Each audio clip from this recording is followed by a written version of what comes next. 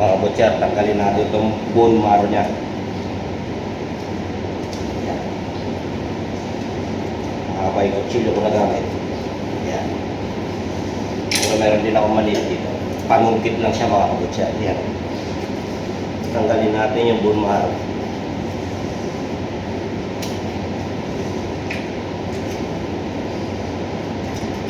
Bone marrow ng beef na yun. Panungkit. Yan.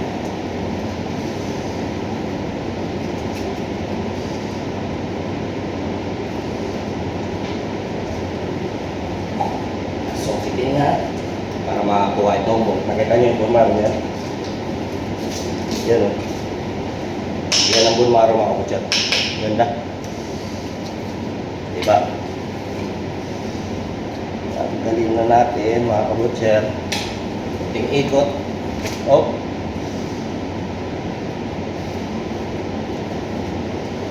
Napakasariwang bone marrow. Yan o. Ganda mga kabutcher. Ito naman yung beef leg boneless. Okay?